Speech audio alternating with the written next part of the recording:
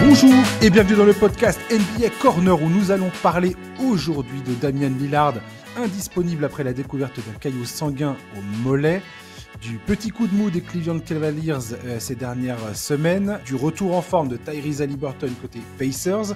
Et pour parler de tout ça avec moi, c'est Charles que je salue sans tarder. Bonjour Charles. Salut Josh, salut à tous. Charles, je vais t'accueillir de façon très simple aujourd'hui. Josh Giddey. Ouais, ça Josh j'y attendais Giddey. un petit peu. Josh Giddey. Ah putain, entre Josh, on se comprend, tu vois. Il m'a entendu, Josh Giddey. Il a entendu mes cris, ma détresse, et il s'est dit tiens, vas-y, je vais leur mettre un petit coup de taquet derrière la tête là. Tu vois, je suis agréablement surpris par ce que tu me dis là, parce que moi je m'attendais que tu allais attaquer par une critique sur LeBron, qui fait quand même une fin de match compliquée, quoi. Et qui a la passe, une part de elle est moche. responsabilité, voilà, qui a une part de responsabilité. Et je trouve ça bien que tu loues les qualités de Giddey plutôt que de critiquer LeBron. Tu vois, je trouve que c'est beau. Mais oui, écoute, écoute, au moins on s'ennuie pas dans les fins de match quand on est fan des Lakers en ce moment, c'est sympa. non, mais ce qui me fait rire surtout, c'est qu'on a parlé de Josh Giddey et des Bulls la semaine dernière, il me semble. Tout à fait. Et ils confirment leur bonne dynamique. Et Josh Giddey confirme largement le bon rythme dans lequel il se trouve actuellement. Franchement, tu m'aurais dit en début de saison que j'allais un peu kiffer les Bulls à la fin. Je t'aurais pas cru. Je t'aurais pas cru une seconde. Et là, ils sont sur une série de 4 victoires, c'est fun. On passe un bon moment. Elle est marrante cette équipe. Je la trouve vraiment, vraiment agréable à regarder. Ouais, et puis attention. Et quand ça joue à Chicago, il y a de l'ambiance, quoi. C'était très, très, très, très fun comme match. Oui, et puis là, Giddey, on parle de son buzzer beater qui est incroyable. Mais enfin, il y a 2-3 jours avant, il nous sort un quasi quadruple double, toujours face aux Lakers. Ouais. Avec 8 interceptions, c'est ça? Ah ouais, 17 passes décisives, 2 Ouais. balles perdues, 8 interceptions. Enfin, attention, vraiment, il faut commencer à regarder du côté de Chicago parce que ce qu'il est en train de faire là, ce mec-là, c'est vraiment fort. Ouais. Je maintiens de dire que si Chicago avait réussi à choper un pic de draft dans ce deal avec Caruso, ça aurait été enfin un deal autrement tellement gagnant pour Chicago qu'on aurait pu enfin dire ils savent ce qu'ils font, quoi. Bah moi, Là, je ils sont... maintiens que si Josh Giddey continue avec ce niveau de performance, même Ah sans oui, pick de draft, c'est un excellent trade pour eux. ah oui, oui, tout à fait. Tout à fait.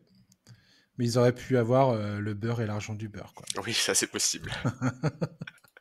On va parler de l'actualité, on va parler beaucoup d'Adam Silver qui a donné une conférence de presse. Première chose dont on va parler de cette conférence de presse, c'est le All-Star Game. Alors ce que j'aime bien avec Adam Silver, c'est qu'il a jamais peur de dire qu'ils se sont trompés et qu'ils ne vont pas maintenir, qu'ils ne vont pas persévérer, qu'ils ne vont pas poursuivre dans une impasse. Et ça, je suis bien content.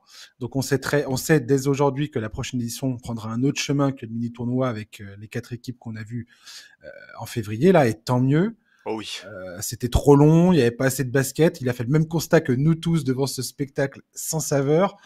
Le All-Star Game l'année prochaine sera diffusé sur la chaîne NBC, qui récupère, après avoir diffusé la NBA pendant des années, qui récupère désormais un package de diffusion. Je crois que c'est TNT qui diffuse plus, donc d'où le départ de Kenny, Charles et Ernie et Shaq. Et donc, ça sera sur NBC l'année prochaine. Donc, ils auront leur mot à dire dans cette nouvelle formule. Et je persiste et je signe. J'ai envie de ce duel USA contre le reste du monde. Même si, voilà, Adam Silver a encore souligné le fait que il y avait des problèmes en termes de sélection All-Star. L'autre fois, toi et moi, on en avait parlé. Moi, j'avais proposé à ce que on fasse les All-Stars quoi qu'il arrive. Tu nommes des All-Stars, mais tu organises ce match de gala le dimanche soir. Le dernier match du week-end, qui est censé être une fête, et bah tu le fêtes avec ces joueurs-là qui jouent USA contre le reste du monde. Il y a tellement de joueurs qui en ont plus rien à péter du All-Star Game, je pense. Est-ce que tu penses qu'il y en a qui vont râler parce qu'ils peuvent pas jouer ce match?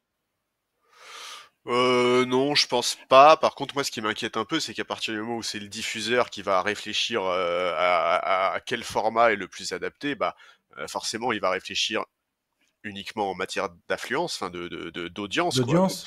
Et j'ai un peu du mal à croire que pour les audiences nationales, l'idée d'un USA contre le reste du monde, ça soit adapté, parce que ça fera quand même beaucoup de joueurs européens, ou en tout cas non américains, et je suis pas sûr que c'est ça qui ramène le plus le public, enfin les audiences nationales. Donc Ouais, l'audience locale, ouais. ouais, donc pour moi, Américaine. au contraire, le fait que ce soit NBC qui planche sur le nouveau format, c'est pas une bonne nouvelle pour ceux qui rêvent de ce format-là. Bah, ils auront leur mot à dire, mais je pense pas qu'ils soient décisionnaires. Tout ça, c'est validé aussi par la Ligue. Donc, on verra bien ce que ça donnera, mais bon, on verra si c'est encore un truc grotesque ou pas. J'ai du mal à imaginer comment on peut faire pire que ce qu'ils ont proposé cette année, Oui, mais moi j'ai du mal à mais imaginer pourquoi comment pas. on peut pousser les joueurs à plus de compétitivité. Franchement, moi j'y crois plus en fait, hein. Non, non, moi non plus. Mais c'est pour ça que je te dis, hein, ce côté USA contre le reste du monde, au moins il y aura une question de, De je sais pas, fierté. de fierté nationale, Ouais, ouais, je suis un d'accord. truc dans le genre, tu vois. Après, est-ce qu'on a envie vraiment que les USA gagnent le match USA contre le reste du monde et qu'après on entende pendant des mois que les Ah mais, Américains sont supérieurs au reste du monde? ah mais je vois même pas comment ils gagnent. Si t'as Jokic et Doncic et Antetokounmpo dans l'équipe en face, je vois même pas comment ça gagne, quoi. Ouais, si ça joue sérieusement, mais est-ce que ça Moi je jouera pense qu'ils se sérieusement? prennent, moi je pense qu'ils se prennent une volée dès le premier match, quoi. Et que justement ça va permettre de pimenter l'affaire, parce qu'après il y aura il y aura toutes les discussions du style ah regardez les Américains on est vraiment derrière, c'est vraiment un problème, quoi. Ouais, mais ça, c'est la version optimiste, en fait. C'est la version où effectivement Je suis les quelqu'un Européens. d'optimiste, qu'est-ce que tu veux que je te dise, moi? Ouais, mais c'est la version où effectivement les non-américains jouent le jeu à fond, jouent le Ouais. match extrêmement sérieusement, en prenant le risque, en prenant tous les. Enfin, tu vois, est-ce que ça arrivera en fait? Est-ce que les non-américains n'auront pas juste rien à péter comme les Comme tous les Américains, autres, et quoi. voilà, Hmm. et que ça sera différent? Ça, je sais Ouais, pas. faut voir. Écoute, en tout cas, j'ai l'impression que plus j'écoute Adam Silver, plus j'ai l'impression que cette idée-là, de ce duel, c'est pas le premier, ça sera pas le premier choix en tout cas. Non. Clairement, j'ai pas l'impression que ça sera le premier choix parce que la valeur du All-Star, de la nomination des All-Stars dans les contrats, dans le palmarès des joueurs, dans l'entrée au Hall of Fame ou pas, c'est tellement important que c'est pas, voilà. Soit tu arrives à te mettre d'accord avec le syndicat des joueurs pour dire t'es All-Star mais tu joues pas, et ça s'improvise pas, tu vois. Non, non, mais c'est clair que bon, voilà, quitte à tester des formats différents tous les ans, il y a bien une année où on va finir par y arriver à ce format États-Unis contre le reste du monde. Enfin, en tout cas, Ouais, on peut on espérer. verra. Peut-être d'ici Ouais, 2050, tu vois. on verra. Le gros morceau de l'annonce de la conférence de presse donnée par Adam Silver, ça a été le fait que la NBA a confirmé son intention et le projet de s'installer en Europe en partenariat avec la FIBA. Après avoir évoqué le sujet lors du NBA Paris Game, Adam Silver a confirmé que le lancement de cette ligue européenne sous la bannière de la NBA était plus que jamais à l'étude, avec le soutien des propriétaires, donc des 30 propriétaires de la ligue, de la NBA. Il y en a qui parlent que c'est d'une potentielle mise en place dès 2026, alors que, comme il l'a bien dit, rien n'est signé, rien n'est confirmé. Ouais, Mais et lui, c'est bien. il a dit que ce serait pas en 2026. Ouais. Bah, non, mais dans la mise en place. Ouais, ouais. Dans la mise en place, dans le lancement du projet officiel, quoi. Surtout, faut que tous les propriétaires votent. Enfin, il va y avoir un vote de la NBA pour avaliser le projet. L'idée, c'est de faire en sorte que ce soit une ligue européenne avec 16 équipes, dont 12 permanentes. Il souhaite attirer des nouveaux investisseurs, notamment les propriétaires des clubs de football, comme vu qu'ils veulent s'installer à Londres, il va y avoir peut-être donc en Angleterre, il va peut-être y avoir les propriétaires de Manchester United et tout ça. Enfin bref, tous ces gens-là, Chelsea et ainsi de suite. Enfin bref, ils Manchester verront bien. City, ouais. Euh, Ils veulent également attirer certains investisseurs qui sont déjà engagés avec l'Euroleague, qui est en conflit ouvert avec la FIBA sur le continent européen depuis près de 10 ans maintenant. Et il y a aussi le projet de développer de nouvelles équipes à Paris et à Londres. Donc les négociations sont en cours, rien n'est signé de manière définitive. Le projet est clairement en tout cas confirmé aujourd'hui. J'ai l'impression que là, ce n'est plus qu'une question de temps avant que ça soit mis en œuvre et avant qu'on en sache plus sur les détails. Mais là, il n'y a plus rien qui arrête ce truc-là. Charlie, comment tu vois ce projet, toi? Voilà, c'est une question qui est pas facile. Écoute, pour être franc, j'ai pas vraiment d'avis encore parce qu'il faut voir comment ça va être mis en place, avec qui, les moyens, etc. Dans tous les cas, moi, ce que j'espère évidemment, c'est que ça se fera en bonne intelligence avec la FIBA, les fédés nationales aussi, parce que en fait, tout ce que j'espère, c'est que le basket européen et ses championnats, ses compétitions seront pas lésés dans le processus. Je pense que la NBA a bien compris maintenant que le basket européen produit des joueurs remarquables, talentueux et très bien formés. Maintenant, est-ce que vraiment le basket européen est compatible avec la culture du sport, avec la culture NBA qui est quand même beaucoup basée sur le business, sur l'entertainment, sur... Je sais pas, moi franchement pour l'instant j'ai du mal vraiment à me faire un avis. J'attends d'en savoir plus. Je suis assez méfiant, je l'avoue. Alors est-ce que c'est un réflexe un peu débile, je sais pas. Mais pour le moment c'est vrai que j'ai quelques doutes moi. Je suis un peu méfiant. Oui, complètement. En fait, une des grandes questions qui va être au cœur de tout ça, ça va être la question de l'identité du basket européen. C'est un peu ce que tu es en train d'expliquer. Bah ouais, C'est surtout quand tu que vois effectivement quand on évoque les premiers partenaires, tu as parlé des propriétaires de clubs de football, les premiers qui sont cités, c'est les propriétaires du Paris Saint-Germain et de Manchester City. Moi, j'ai très longtemps été fan de foot. Je dois avouer que ces propriétaires-là font partie de ce qui m'a éloigné de plus en plus du football. Tu vois, ces propriétaires hmm. étatiques qui dépensent des sommes absolument folles, sans aucune cohérence, sans aucune logique sportive. Bon, c'est sûr que c'est pas l'association de mes rêves en fait. Ouais, complètement. Ce qui est assez dingue dans cette histoire, finalement, c'est que la NBA vient exploiter un conflit, Bien sûr. une guerre que se mène l'Euroleague, qui est une ligue privée, et la FIBA. Donc, ils ont clairement choisi le camp de la FIBA, et la FIBA, aujourd'hui, se délecte de ce partenariat avec la NBA, parce que, grosso modo, ils sont en train de mettre l'Euroleague dans une position extrêmement inconfortable. L'Euroleague est déjà dans une situation qui n'est pas où ils ont du mal à comment dire à garantir des revenus, des profits. Ils sont en train, ils partent jouer les Final Four il y en a un, je crois qu'il y a un Final Four qui a été joué à Abu Dhabi. Euh, donc il y a un choix qui a été extrêmement critiqué par certains clubs européens.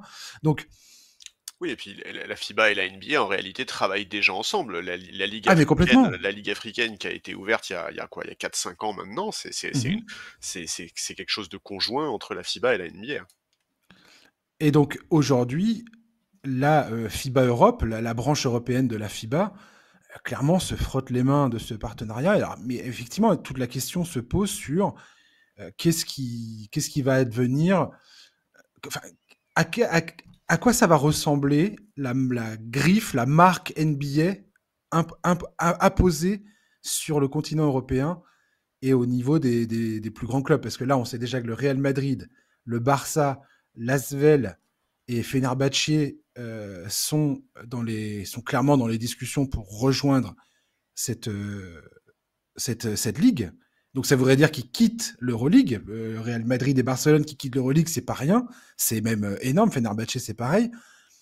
Euh, C'est un truc voir, ce que ça, supplémentaire. voir ce que ça va impliquer également dans l'ambiance des stades, les supporters, enfin tout ce qui est euh, périphérique également au match, au sport lui-même qui est pratiqué sur le terrain. Je veux dire, ça, je me pose énormément de questions sur le visage que ça peut prendre, quoi. Ouais, Vraiment. c'est pour ça, pour moi, ce qui est vraiment extrêmement important, avant toute autre discussion, il faut vraiment pas que ça soit un projet qui lèse le basket européen, parce qu'en réalité, le basket européen se porte extrêmement bien.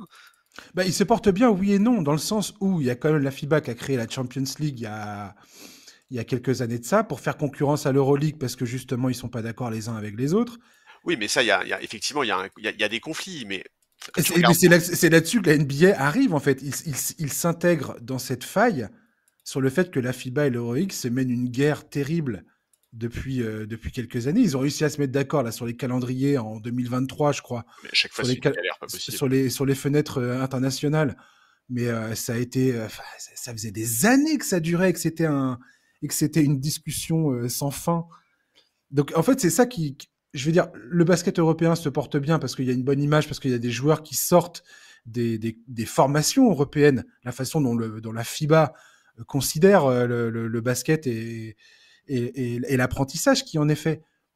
Maintenant, force est de constater que la NBA a vu le bordel en termes d'exploitation commerciale du basket et des ligues de basket en Europe et s'est dit, tiens, on a clairement un rôle à jouer là-dedans, quoi.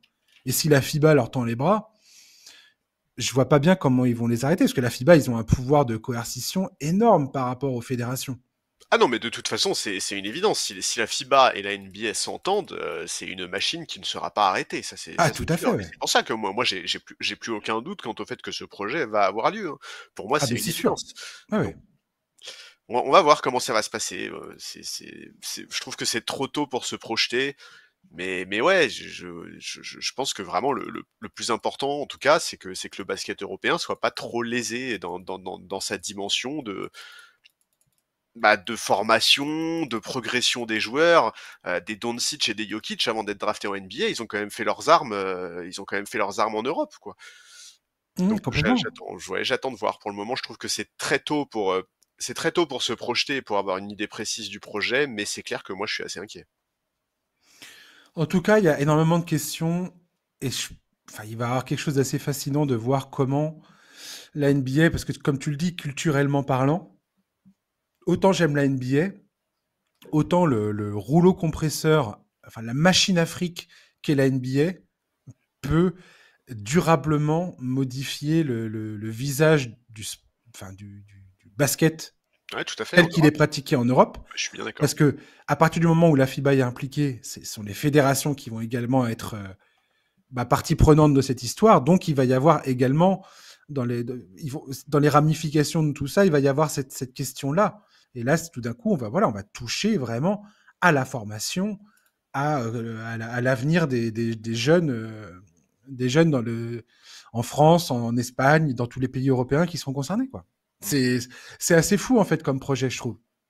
Ah oui, ça, je suis bien d'accord avec toi. Ouais, c'est colossal en fait, l'impact que ça peut avoir. Absolument, absolument. Ça peut être une énorme révolution dans le basket européen.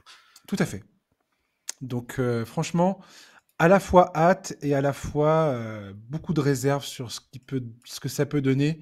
Quand tu écoutes Adam Silver, tu as l'impression qu'ils ont envie de faire les choses bien. Il va pas dire le contraire en même temps. Bah ouais. On vient vous.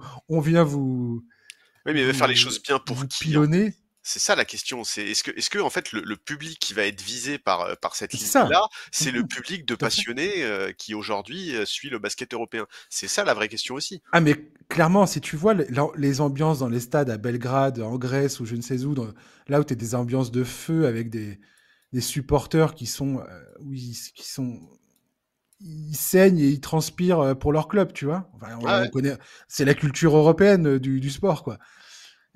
Ouais, ces gens-là, je pense, ont du souci à se faire, quoi. Oui. Je pense. Et oui, c'est ça qui est un peu flippant. Mais là, on perd justement, pour moi, une identité propre au sport européen.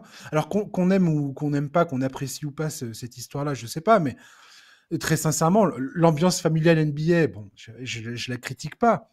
Oh, si. Mais l'ambiance dans les stades européens, excusez-moi du peu, mais je préfère largement cette ambiance-là que l'ambiance Pizza Hut des stades américains, quoi. Ouais, écoute. On aura peut-être des kiss cam en Europe. On verra ça. On verra ça. Mardi dernier, les Bucks ont annoncé que Damian Lillard a été diagnostiqué avec un caillot sanguin situé dans le mollet droit, où il ressentait déjà une douleur, ce qui l'avait maintenu à l'infirmerie les 3 rencontres précédentes.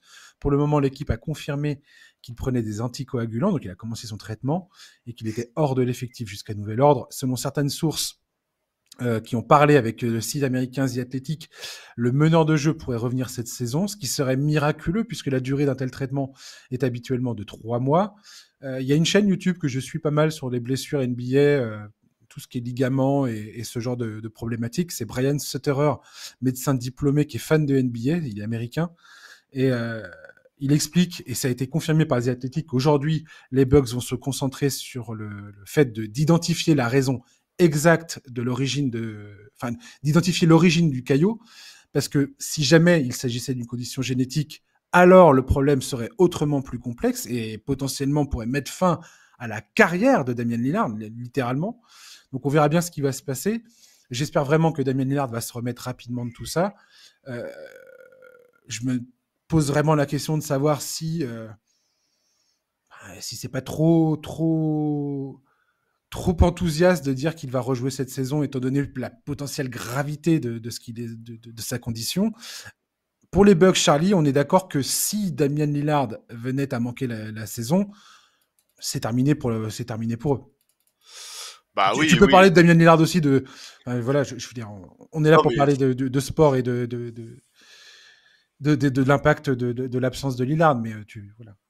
Bah, c'est évidemment une très mauvaise nouvelle. De toute façon, les Bucks étaient toujours dans la lutte pour la 4e place, même si vu la forme d'Indiana, ça allait être compliqué. Mais c'est clair que là, dans cette situation, ce qui compte évidemment le plus, c'est la santé du joueur. Comme pour Wembanyama, on sait très bien que ce genre de problème peut évoluer en des choses qui sont potentiellement graves.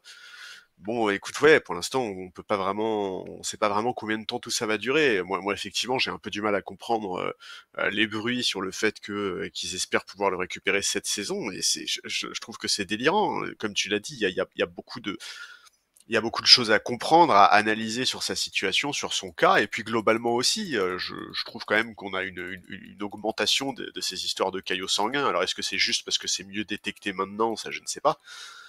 Mais ouais, c'est le plus important aujourd'hui, c'est que Lillard puisse s'en remettre et retrouver les parquets, parce qu'il est quand même plus tout jeune. Lillard, il va vers ses 35 ans, mais enfin, il a quand même encore quelques années normalement devant lui, et tout ce que moi je lui souhaite, c'est de revenir cette saison ou pas. Mais en tout cas, pour les Bucks,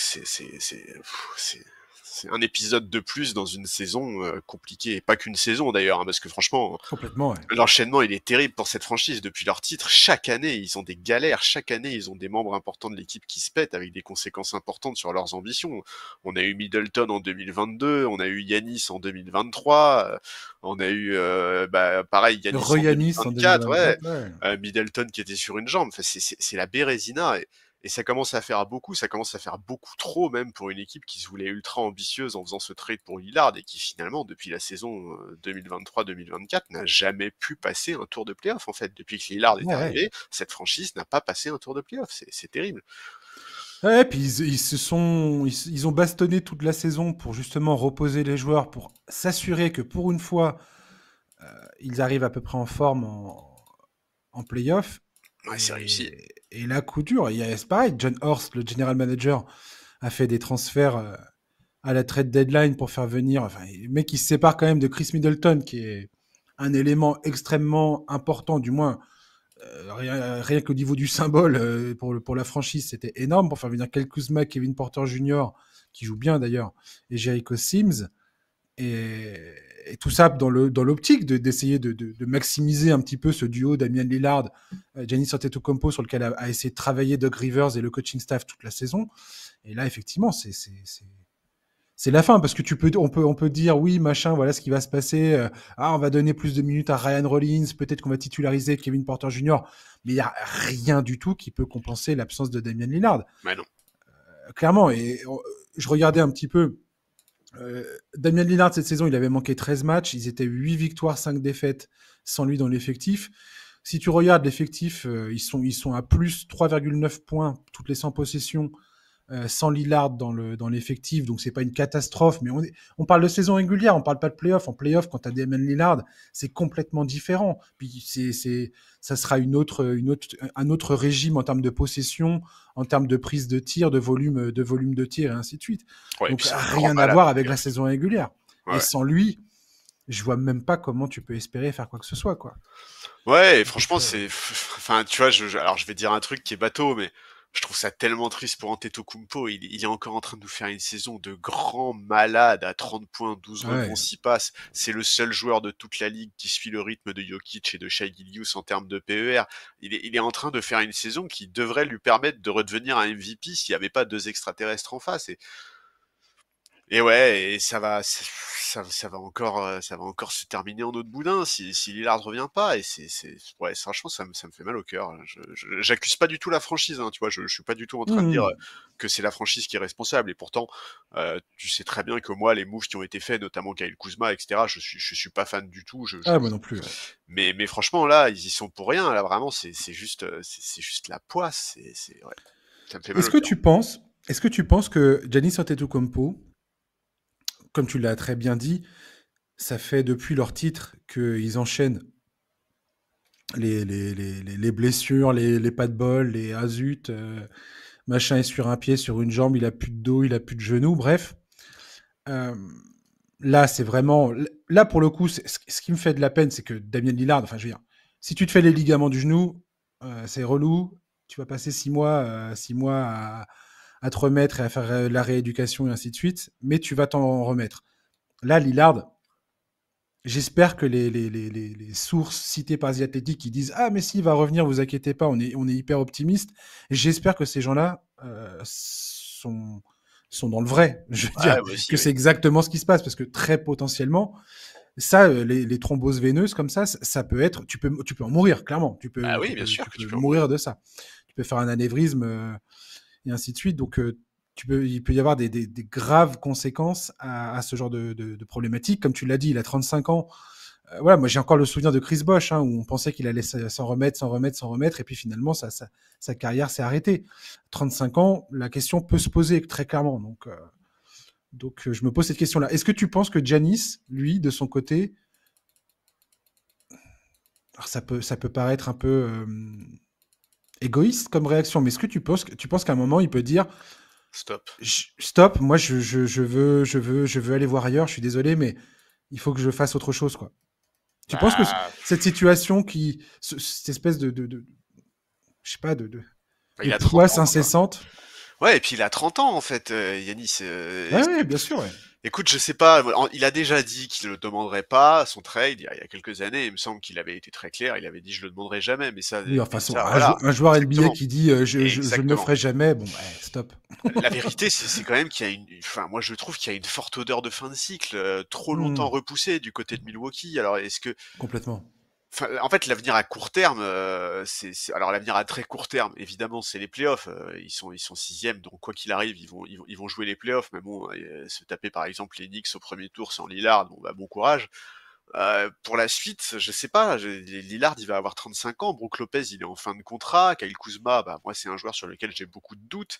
En tout cas, j'ai des doutes sur sa capacité à être un joueur impactant dans une équipe ambitieuse. Est-ce que Yanis peut finir par dire stop? Moi, j'ai envie d'aller voir ailleurs. En fait, je vais dire un truc qui est horrible parce que ça me ressemble pas du tout, mais je l'espère presque en fait, parce que ça me fait mal au cœur de voir ce qui se passe là. Hmm. Je te dis la saison qu'il est en train de faire, Yanis. En plus, comme il est à Milwaukee, on a l'impression que c'est anecdotique ce qu'il est en train de faire. Personne ne parle jamais de la Ouais, mais saison de tout à fait. Yanis Antetokounmpo. Il est en Alors train qu'elle de est faire. complètement, ouais, c'est complètement lunaire ce qu'il fait, quoi. Ouais, Mais oui, c'est de la folie ce qu'il est en train de faire c'est de comme la saison. folie, ouais, tout à fait. Donc je sais pas,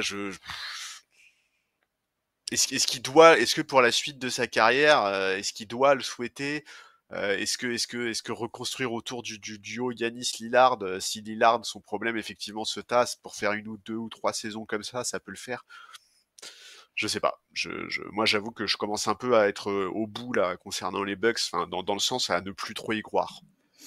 Qu'on soit bien d'accord, chers auditeurs, l'ultra priorité, c'est la santé de Damian Évidemment. Lillard, qu'on soit bien d'accord là-dessus. On n'est pas en train de dire autre chose que ça.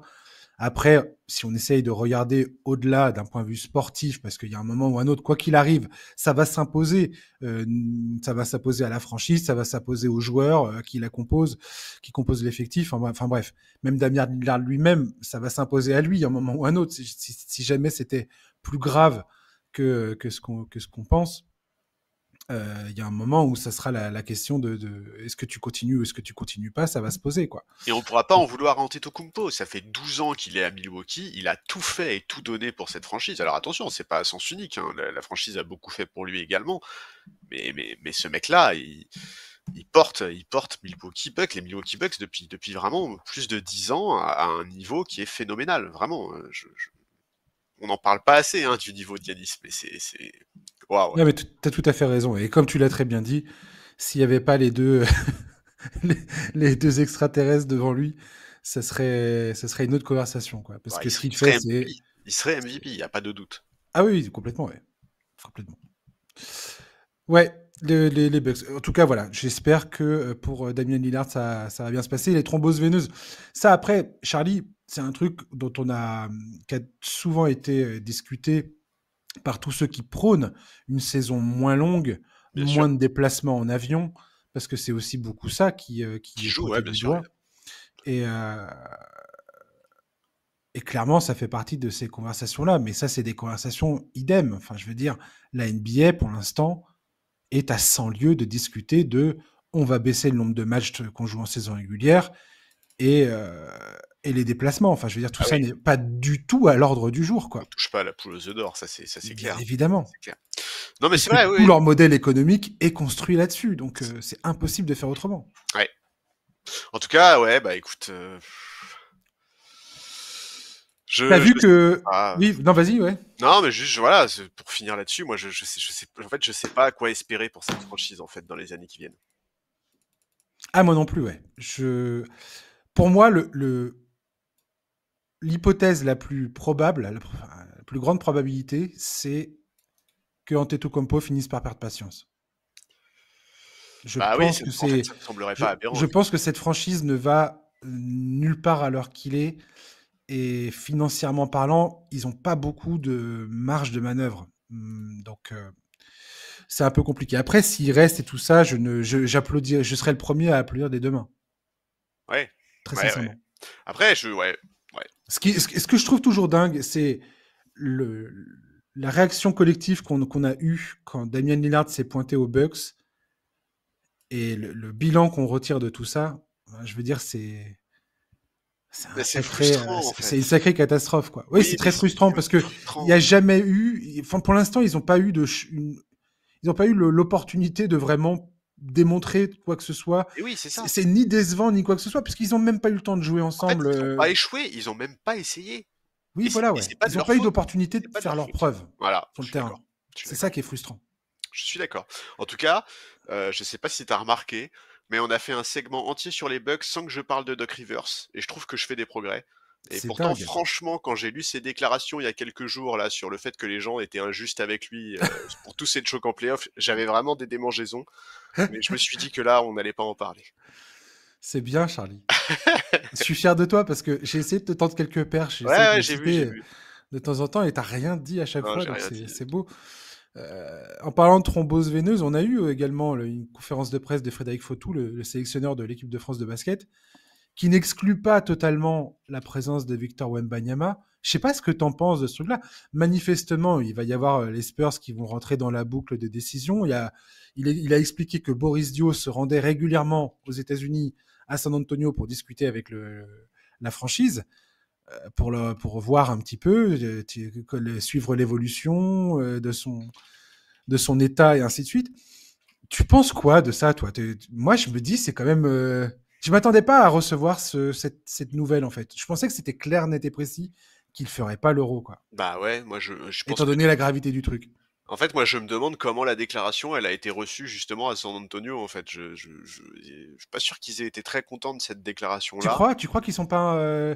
Tu crois que Photo, il sort ça sans prendre le. C'est pas impossible, Ah, hein. j'espère qu'il fait pas valider la moindre de ses propos Mais par San non, mais Antonio quand même, tu vois. pas valider. Non, mais je te parle pas de faire valider quoi que ce soit à ce niveau-là. Tu fais pas valider ton intervention dans la presse.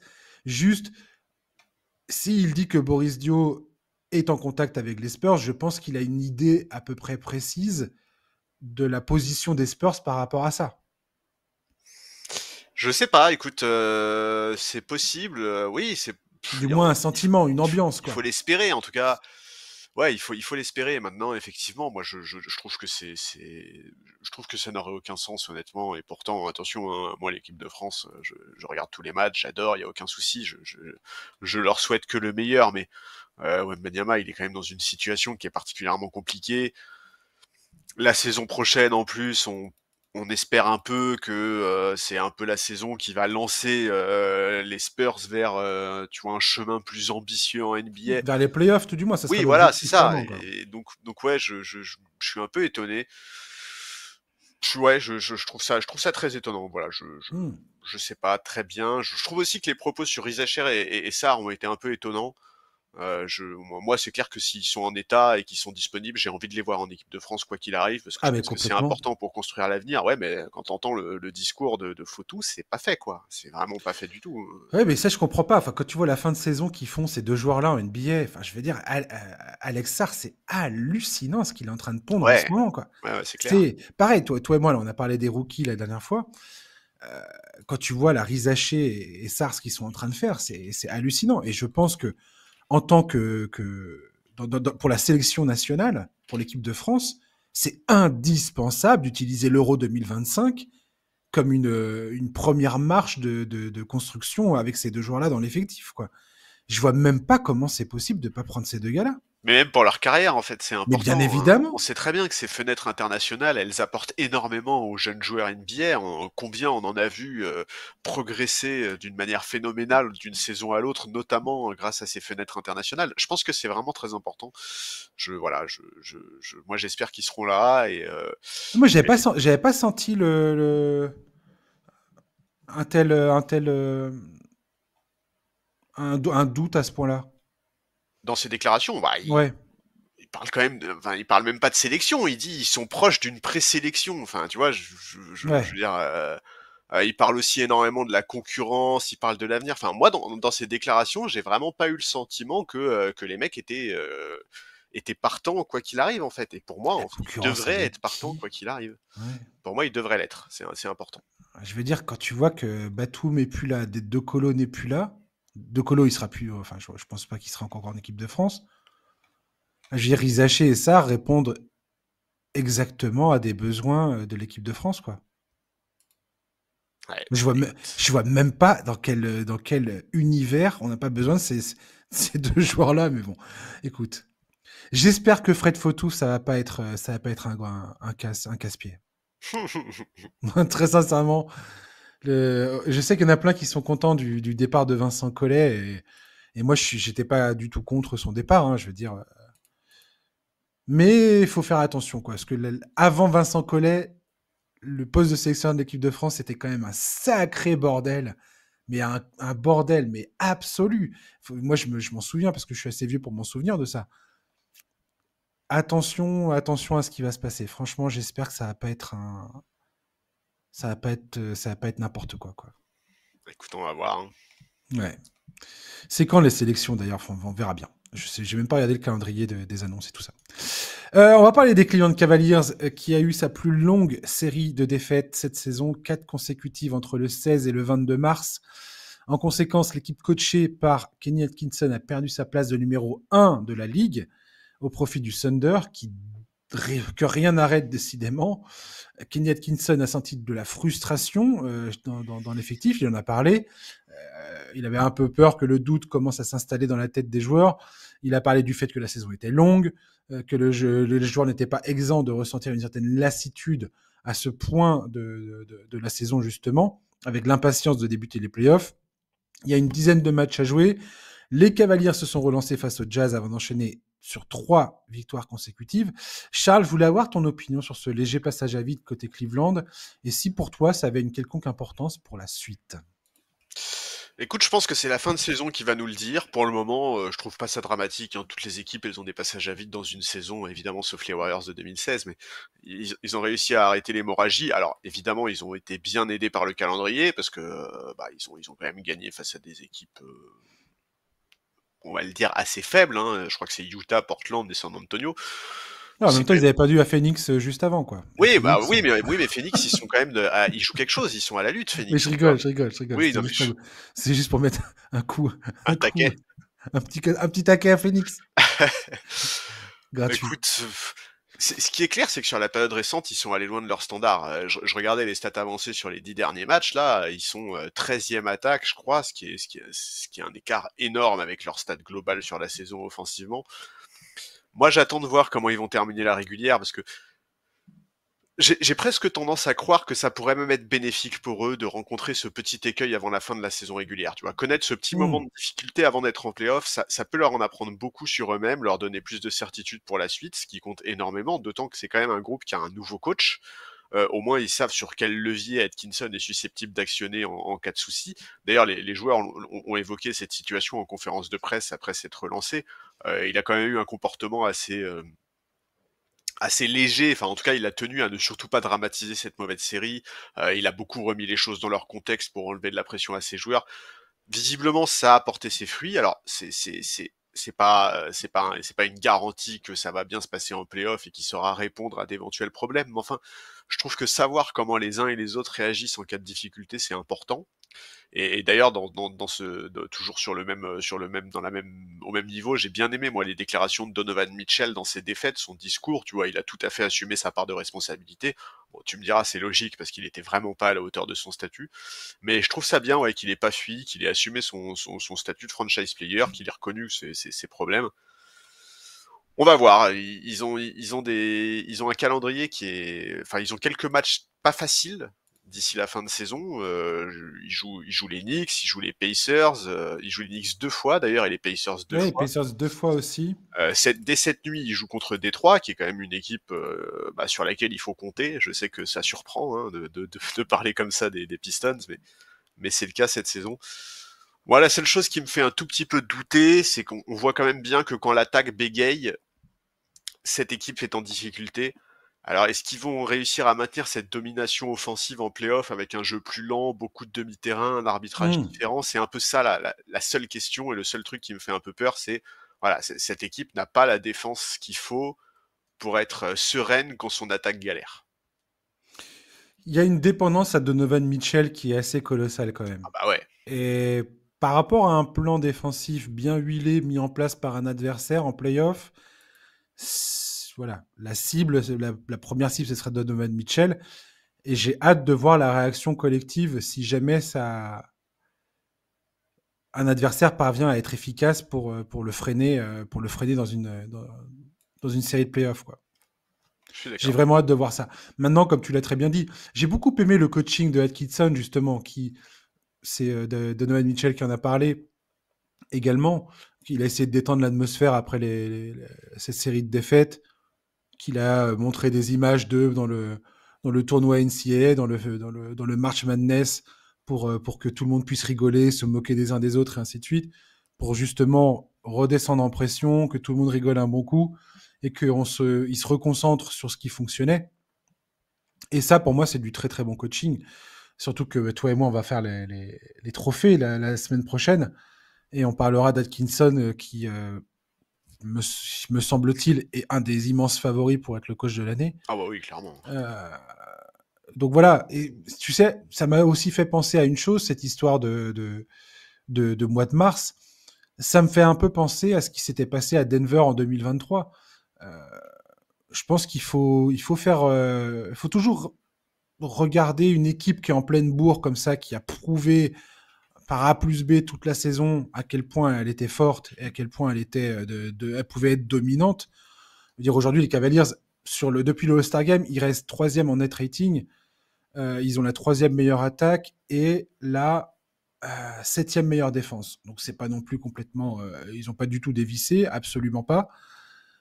Et en 2023, tout le monde s'inquiétait de voir les Nuggets avec un petit pas de côté en se disant bah tiens, ils sont moins performants qu'en début de saison. Est-ce que ça va aller? Est-ce qu'ils sont pas en train de s'écrouler? Est-ce que ils sont pas en train de perdre leurs moyens?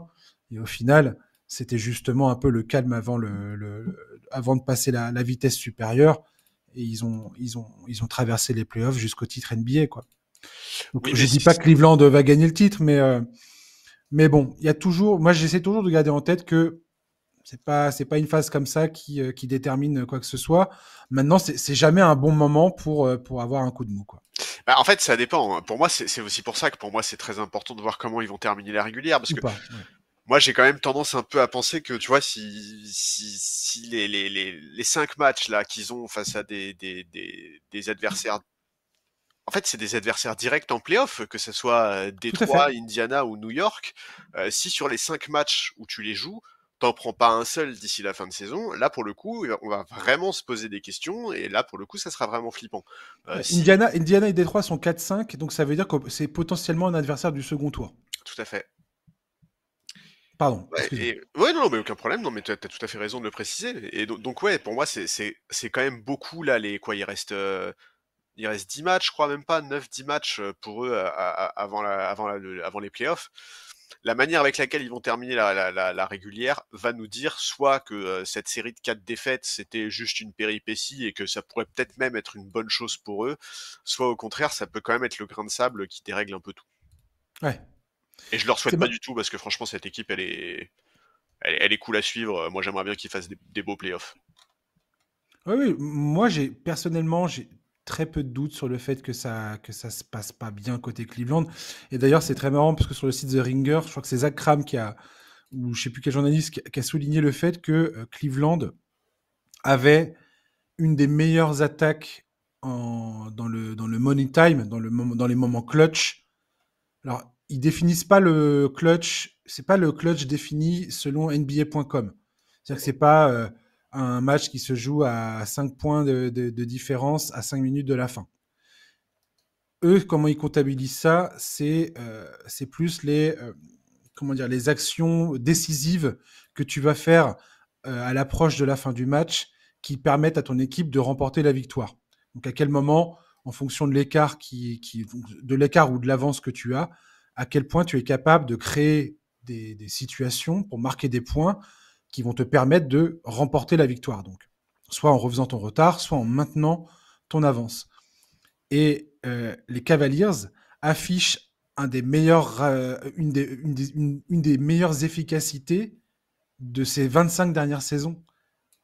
Donc aujourd'hui, plus ça va, plus tu regardes dans le détail ce que fait Cleveland depuis le début de la saison, plus tu réalises que cette équipe est vraiment sur quelque chose euh, d'historique. Ah oui, non mais Encore une fois, ça ne garantit absolument pas le fait qu'il remporte un titre. Remporter un titre, c'est excessivement compliqué, c'est excessivement difficile. Et il y a une part non négligeable de chance, d'opportunité et de match-up, favorable ou non. Mais je pense que Cleveland, voilà, c'est clairement une équipe qui va être absolument euh, parmi les immenses favoris de ces playoffs, clairement. ouais, mais je suis d'accord. Et moi, j'ai vraiment très hâte de les voir parce que vraiment la progression offensive de cette équipe sous Atkinson par rapport à la saison dernière, elle est vraiment importante, elle est vraiment impactante, que ce soit au niveau des chiffres, mais même au niveau de l'impression visuelle quand tu vois cette équipe jouer. Enfin, ils savent s'adapter à tellement de situations, ils savent gérer tellement de types de défenses différentes. J'ai vraiment très hâte de voir comment Atkinson, enfin ce que Atkinson va mettre en place en playoff pour répondre à ce nouveau jeu, parce qu'on sait très bien, c'est pas le même basket qui est pratiqué en saison régulière et en playoff. Tout à fait. Et donc ouais, j'ai vraiment très très hâte. Non, mais de toute façon, globalement, moi cette saison, les playoffs, je trépigne, vraiment, je trépigne d'y être là. J'ai trop hâte. Complètement, complètement. Et si on a un duel Boston-Cleveland, j'espère vraiment qu'on aura tout le monde sur pied et prêt à nous offrir une série qui potentiellement peut vraiment être absolument incroyable d'un point de vue tactique, dans les stratégies qui vont être mises en place par les coachs, dans les match-ups, dans les confrontations, dans tout, dans la gestion des matchs les uns après les autres, les ajustements, ça peut être absolument légendaire cette série. Ah ben pour moi, Vraiment, c'est la finale de vraiment. conférence rêvée, hein, vraiment. Je suis d'accord Ouais, avec ouais. toi. Je suis d'accord avec toi. Je Alors c'est trouverais pas, ça incroyable. c'est pas souvent qu'on a les 1 et 2 en finale de conférence. C'est pas Ouais. toujours comme ça que ça se Et passe, c'est pas clairement. souvent qu'on a des séries sans blessure aussi. Oui, voilà, ouais, exactement. Parce que pour en arriver jusqu'en finale de conférence, il va falloir d'abord se taper des confrontations qui risquent de pas être sympathiques. Ouais. Et soit dit en passant, je suis en train de regarder le classement là, de la conférence Est. Je croise très fort les doigts pour que les Hawks se qualifient et que Rizaché goûte immédiatement au playoff. Ouais, je suis d'accord. Je mets une grosse pièce là-dessus. Alors, je sais pas qui du Heat, des Bulls et du Magic va tomber, mais Moi, j'espère qu'Orlando va passer aussi. bizarrement, il y a plein d'équipes, c'est un peu relou ça serait un peu relou de pas les voir en playoff. Ouais, je suis d'accord, mais Orlando quand même, avec toutes les galères qu'ils ont eues cette Ouais. année, ils se sont battus jusqu'au bout et tout. Tu vois, moi, j'ai aucun attachement particulier avec ni avec Orlando, Non, ni moi non avec plus. Ouais. Chicago, ni avec Miami. Mais c'est trois franchises que j'aime plutôt bien a priori. Mais c'est vrai que vu les contextes de leur saison, j'aimerais bien qu'Orlando quand même passe. Je t'avouerais que je kiffe un peu le nouveau visage du Hit.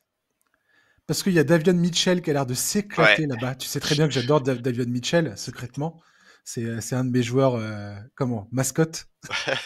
Et, euh, et ce que j'adore, c'est qu'il a donné une interview récemment là, où il explique que une fois qu'il a mis les pieds au Hit, il a dit, j'ai tout de suite su que ça allait le faire en termes de mentalité, la culture, la fameuse Hit culture. J'ai tout de suite su que j'avais trouvé ma place en NBA, quoi. Et là, dernièrement, là, il joue carrément bien. Spoelstra, je pense qu'il kiffe ce genre de joueur. Et, euh, et je suis content. Je suis très content pour lui. C'est parce qu'au Kings, il était malheureux. Et, euh, et là, je suis content de voir. Après, il est passé aux Raptors, tout ça. Enfin bref. Et là, je suis content de voir qu'il a enfin trouvé, j'ai l'impression, sa place, quoi. Et j'espère que ça va le faire pour lui. Et j'aime bien cette équipe. En fait, que ce soit les Hawks, le Magic, les Bulls et le Heat, en cette fin de saison, ils nous régalent de façon un peu différente. Ouais. Et puis l'avantage qu'ils ont aussi, c'est qu'en fait, ces 4 équipes-là savent qu'elles seront au play-in. Tu vois, en fait, il y a plus de Ouais, suspense ouais, à l'Est. À l'Est, carrément. les 4 du play-in, sauf tremblement de terre absolument fou, où les Hawks reviennent sur les Bucks, mais sinon, a priori, ces 4 équipes-là, on sait qu'elles seront au play-in, et donc en fait, elles sont déjà en train de se préparer en vue de ça. Elles n'ont pas cette espèce de pression, tu vois, que peuvent avoir, par exemple, les Mavs à l'Ouest, qui sont quand même très proches des Suns, qui sont 11e. Enfin voilà, il y a aussi un peu ce côté-là où c'est des équipes où tu sens qu'elles ont le temps et la sérénité là pour bosser d'ici la fin de la régulière. Et je pense que le play-in à l'Est, il va être sympa à suivre. Ah, mais complètement, ouais. Donc ça veut dire quoi? Ça veut dire qu'on est un duel Atlanta-Orlando et Chicago-Miami, à l'heure qu'il est, hein. Dans la configuration actuelle, ça serait ça, quoi. Ouais. Donc, Trae Young, Trae Young, personne n'a envie de se taper Trae Young sur un match, quoi. Clairement. Le mec, il est capable de tout. Surtout si et le Magic n'a pas Jalen Suggs pour lui mettre un pied jaloux sur son chemin, ça va être compliqué. Bref. Et Bulls et Heat, c'est deux équipes qui sont bien en forme en ce moment. Bref. On va kiffer, Charlie. Ça va être top. Ouais, ça va être trop. J'ai tellement hâte. Et les auditeurs, on vous dit déjà, le 4, on fait les trophées. Le 11, on fait le play-in. Et le 18, enfin non, le 19, le numéro va sortir le 19. On vous fera la preview conférence S, conférence Ouest des playoffs. On est impatient de vous parler de ça. Charlie, on va terminer le podcast avec Tyrese Haliburton, le roi des passes décisives sans balles perdues. Est-il de retour? J'ai l'impression, depuis le All-Star Game, Tyrese Haliburton montre à nouveau le visage flamboyant qu'il avait exhibé en début de saison l'année dernière, où son niveau de jeu figurait parmi l'élite absolue de la NBA, avant qu'une blessure aux adducteurs face à Boston ne vienne contrarier le reste de sa saison. On se demandait s'il serait capable un jour de revenir à un tel niveau. Moi, le premier, hein, je t'avais dit, est-ce qu'on est sur un mirage ou est-ce que et à un moment ou à un autre, il va être capable de retrouver des couleurs. Au mois de mars, c'est 103 passes décisives pour seulement 9 balles perdues. Là, on est sur du niveau John Stockton, Chris Paul, Muggsy Bogues, enfin sur des niveaux légendaires. Hein, et on est là, c'est un truc de fou. Son efficacité offensive durant cette période est absolument indécente, avec cette adresse redoutable au tir qui plus est. Charlie, à quel point tu es content de voir le Prince Ali faire son retour sur le devant de la scène? Oh bah moi je suis trop content, hein. Quand il est à ce niveau-là, c'est un des joueurs que je prends le plus de plaisir à regarder. Et globalement, d'ailleurs, c'est pas un secret, hein, je pense que les auditeurs du podcast le savent, cette équipe d'Indiana, moi je l'aime beaucoup, il y a plein de profils que j'apprécie au-delà d'Haliburton. Donc oui, je suis super content de les voir aussi en forme, d'autant que ça arrive au meilleur moment, tu vois, on parlait des Cavs en Ouais, disant que c'était pas complètement. dramatique, mais voilà, n'empêche que atteindre son pic de forme fin mars en NBA, c'est quand même très très bien. Voilà, je trouve qu'il est. En fait, je trouve que c'est cool parce que il est un peu à l'image de cette équipe, tu vois. J'ai vu pas mal de comparaisons avec la saison dernière, et moi je trouve que cette équipe d'Indiana, elle a évolué dans son jeu. Il y a une forme de maturité, ça joue moins vite, le rating offensif est un peu plus bas, mais ça défend mieux, et elle a l'air d'être beaucoup plus en maîtrise, beaucoup plus en contrôle, et dans le sillage d'un Haliburton qui n'a jamais été aussi propre. Et il a de loin le meilleur assist to turnover ratio de la ligue devant Chris Paul notamment. Ah, mais il est parti pour les livres d'histoire. Mais Hein. oui, On n'a pas vu ça depuis 30 ans bientôt. et je suis trop content, moi, de voir cette évolution. Je sais que c'est pas forcément dans l'air du temps. J'ai vu beaucoup de gens le critiquer parce que sa production statistique est en baisse par rapport à la saison dernière, où il était en 20 points, 11 rebonds, 4 passes, alors que là, il est en 19, 9, 3. Non, pardon, 20 Non, points, au contraire, 11 on se passes, passe. 4 rebonds, Ouais. ouais. Et là, il est en 18 points, 9 passes et 3,5 rebonds. Mais en Non, fait, mais moi, depuis le All-Star Game, c'est ce qu'il fait. Depuis le All-Star Game, c'est quasiment 22 points, quasiment 12 passes, oui, 3,4 rebonds. Depuis le All-Star Game, de toute façon, Indiana, ils sont passés à une vitesse supérieure. Ils sont 6e en net rating, 9e efficacité défensive, ce qui est très très bon signe pour eux. 7e efficacité en attaque. Je veux dire, les Pacers sont chauds bouillants. ouais, mais en fait, moi, ce que je trouve surtout important, c'est de le voir se concentrer, en fait, sur cet aspect de son jeu, tu vois, sur ses lectures, sur sa Hmm. maîtrise du tempo, sur ses choix de passes. Il est énorme, enfin, il est vraiment énorme. On sait très bien qu'il est capable de sortir des matchs à plus de 30 points, 15 passes, il l'a déjà fait. Il a aussi montré la saison dernière en playoff, quand il le fallait face aux Knicks, qu'il était capable de porter son équipe offensivement. Mais je trouve ça vachement rassurant de le voir accorder autant d'importance à la propreté de son jeu à tout juste 25 ans. Et ouais, tu l'as dit, à un moment, on s'est parfois demandé ce qui se passait avec lui, en début de saison notamment. Là, on le retrouve vraiment. Et et en fait, ce que j'adore avec ce mec-là, c'est que quand tu le compares avec les autres arrières stars de la ligue, il est très très loin de leur taux d'usage. Il a un taux d'usage qui est vraiment très faible. Il est à peine au-dessus des 20, là où un mec comme Cunningham, par exemple, est à plus de 30. Et je trouve que c'est vraiment à l'image de cette équipe qui est une équipe très collective, et d'ailleurs collectivement ils sont en très grande forme, hein, 8 victoires sur les 10 derniers matchs. Alors évidemment, c'était pas le calendrier le plus compliqué, hein, et dans le lot ils ont joué Philadelphie, les Nets 2 fois, les Mavs, les Wizards. N'empêche qu'ils montrent une vraie résilience. Hmm. La victoire face aux Wolves il y a quelques jours, ils l'obtiennent alors que la moitié de leur effectif est absent, que Nembhard se fait expulser, Mathurin aussi. Et aucun souci, c'est Obi Toppin qui fait le job. Et ouais, c'est trop bien. En plus, ça leur permet de s'installer à la 4e place, de creuser un petit écart sur la 5e et 6e place, et c'est le meilleur moment pour le faire. Donc ouais, trop bien. Très content. Charlie, j'ai pas, on a parlé de Milwaukee et j'ai pas je souhaite pas de mal à Milwaukee, mais secrètement, j'ai très envie que Milwaukee reste à la 6e place. Là, ils sont 6e actuellement, là. Ouais. Et on a un duel Pacers-Pistons en 4-5 au premier tour. Ouais, c'est Et pas si mal, hein. c'est le cas, Charlie, si c'est le cas, moi je suis les duels Pistons Pacers historiquement, c'est c'est des trucs très très sérieux, très intéressants. Je pense notamment au duel au début des années 2000. À l'époque avec Ron Artest, tout ça, Ben Wallace et tout. Euh, Si on a ce duel-là au premier tour, ça va être alors, clairement, hein, je pense que ça va être une série diffusée sur le NBA TV et pas du tout et pas du tout à la télévision nationale américaine. Mais très clairement, pour moi, ça va être un bonbon cette série.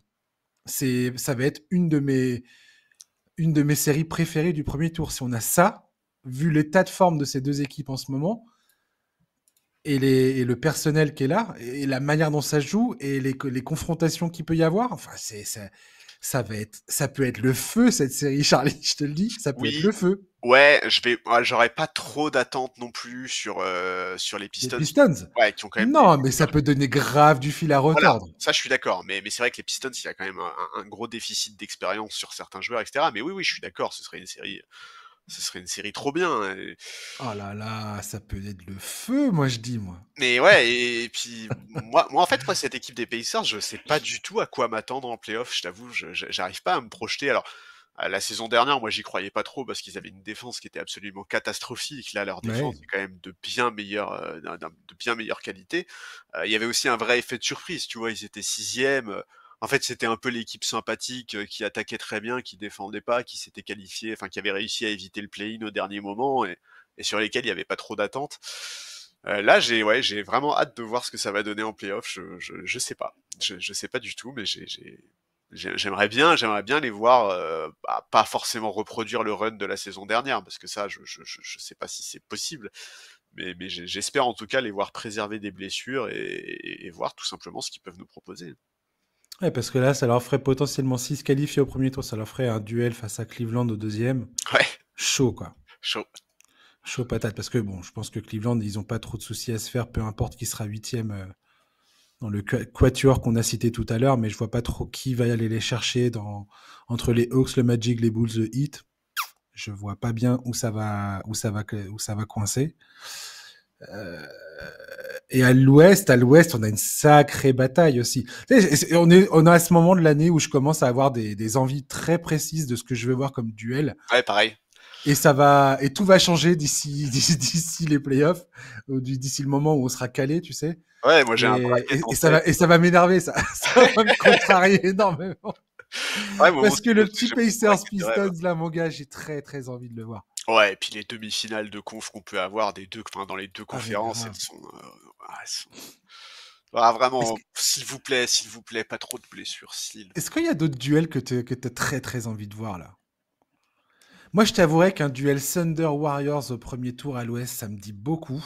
Ouais, ce serait rigolo. Parce que le Thunder, ils sont tipards pour écraser un peu tout le monde à l'ouest, j'ai l'impression. Parce que, attends, la saison qu'ils font, mais c'est n'importe quoi. Et face aux Warriors, je me dis un peu pareil. Je mettrais le Thunder devant, mais je me dis qu'il peut y avoir que les Warriors, en termes de poil à gratter, en termes de, ils sont relous quand même.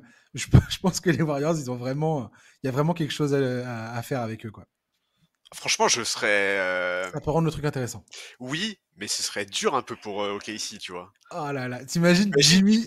Tu ponds cette saison régulière-là pour te coltiner Curry et Jimmy Butler au premier tour. Non, mais là, c'est bon, ça serait énorme. Ça serait énorme. Ça y est, j'ai envie que ça soit ça.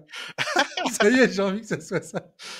Allez, les Clippers, soyez 6e, là, comme ça, vous allez rencontrer Denver. Denver, ils vont se dépatouiller avec Kawhi qui est blessé, et puis hop, merci. Franchement, OKC, si au premier tour, ils se tapent ces Warriors-là, qu'en demi-finale, ils se tapent les Lakers de Luka Doncic et LeBron James, et une finale de conférence potentiellement face à Nikola Jokic, oh, le parcours des enfers.